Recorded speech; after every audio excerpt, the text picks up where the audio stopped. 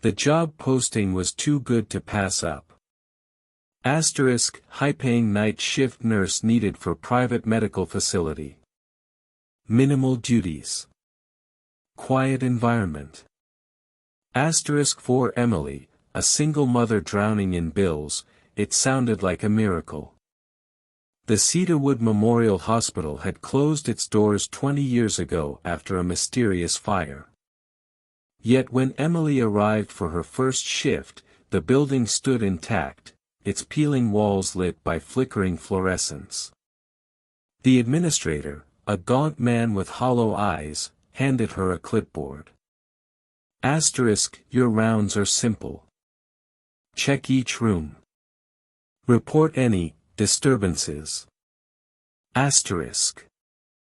At midnight, the whispers began. At first, Emily dismissed them as the wind through broken windows. But the murmurs grew clearer, pleading voices calling for, "Doctor," and asterisk, "help me."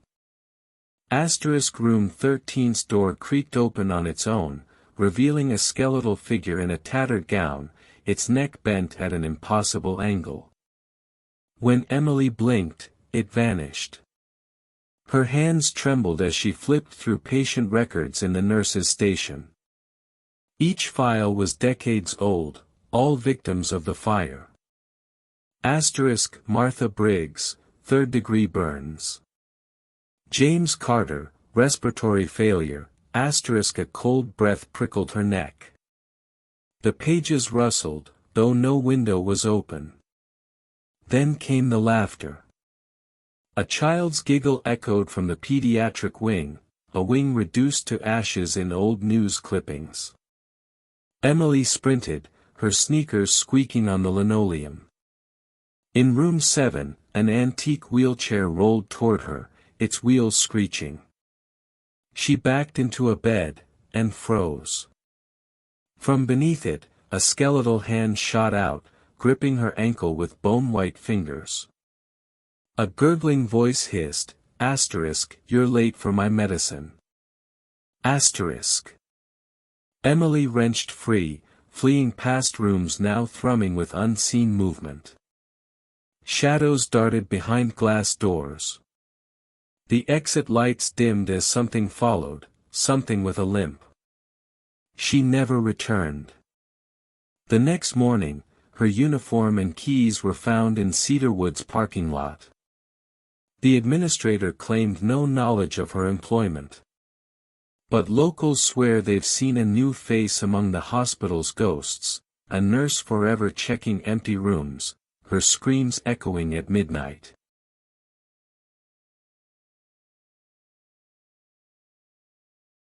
The Blackwood Tower stood silent at 2:17 a.m., its glass exterior reflecting the neon glow of the city below. For night guard Daniel Mercer, the grainy surveillance feeds were his only company, until the figure appeared on camera 4.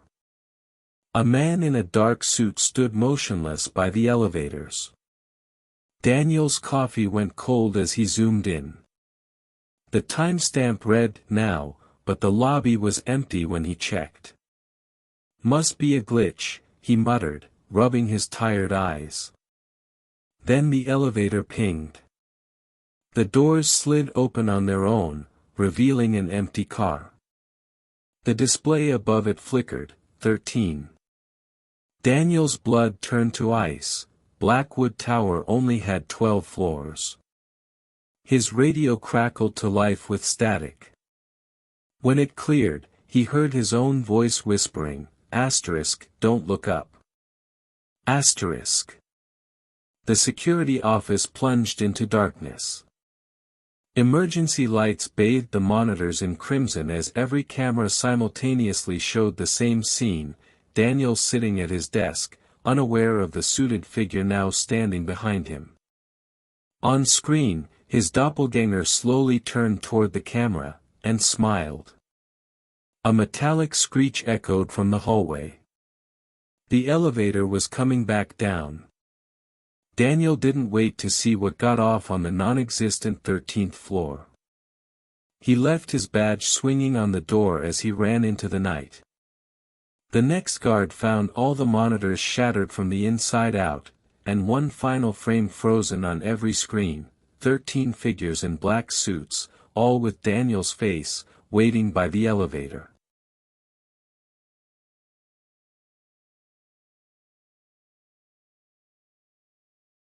The chalk snapped in Miss Carter's hand as she noticed her for the first time.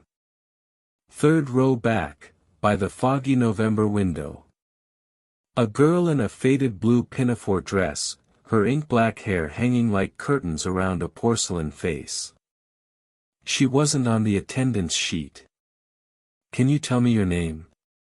Miss Carter asked. The classroom fell silent. 12 pairs of eyes stared blankly. "Who are you talking to, miss?" asked Jason, knuckles whitening around his pencil.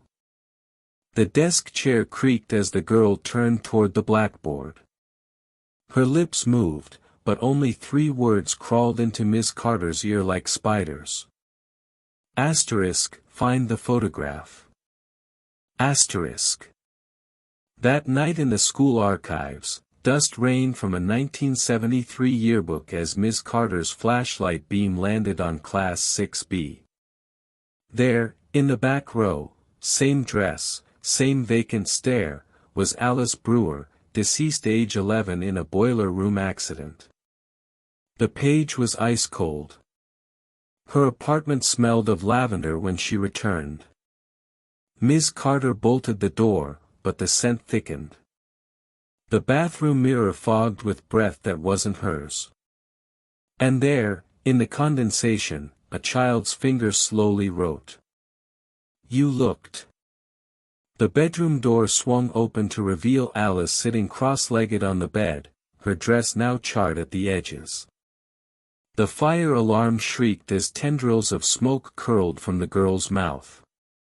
Miss Carter didn't return to Willowbrook Elementary.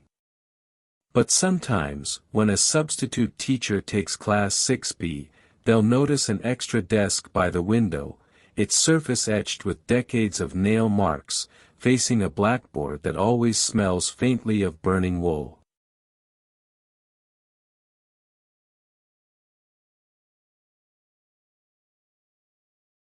Rain drummed on the taxi roof as Marco flicked on the off-duty sign. That's when he saw her. A woman in a dripping white wedding dress stood beneath the bridge, her bare feet submerged in floodwater. Marco hesitated, but the meter was running low, and rent was due. "Where to, miss?"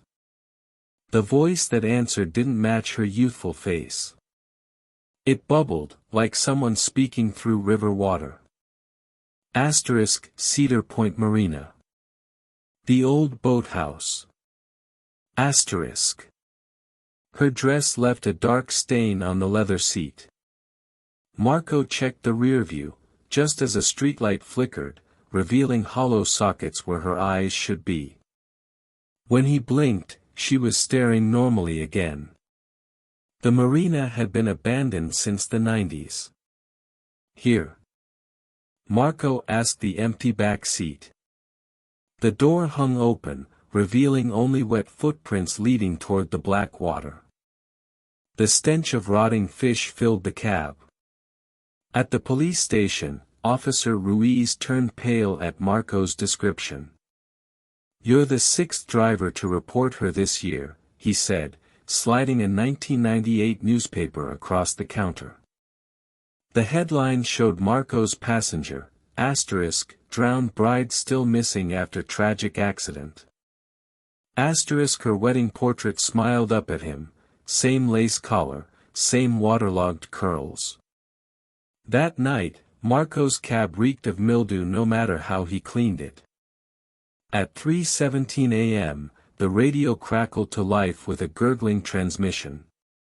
"You forgot to wait."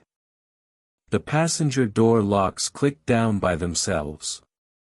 In the rear view, pale hands rose from the footwell, dripping with algae.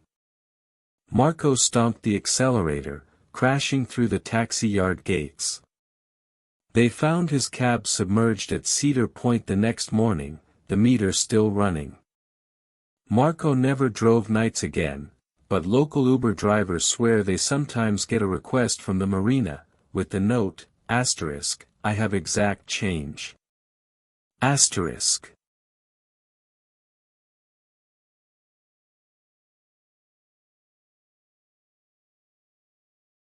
The GPS led Jake down an unmarked forest road, his headlights carving through thick October fog.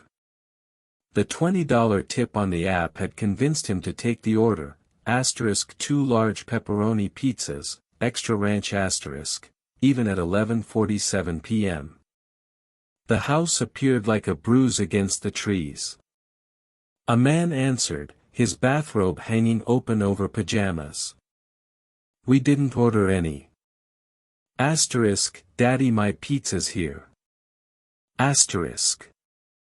The shrill voice came from upstairs. The man's face drained of color. Jake's delivery bag suddenly felt ice cold. Please leave, the man whispered, but the child's voice turned furious, asterisk no. He has to bring it up. Asterisk, accompanied by thunderous stomping. A framed photo on the hallway table showed the same family, but the boy's face was crossed out with marker. The year on the Little League trophy beside it, 2012. The pizza box slipped from Jake's hands as the upstairs door slammed open. Something wet dripped down the steps. He ran. Back in his car, the app showed asterisk order delivered, $0 tip. Asterisk the rearview mirror reflected only darkness, until twin headlights appeared behind him. A child's handprint smeared across his back window as the voice giggled through his Bluetooth. You forgot my ranch. Jake quit that night.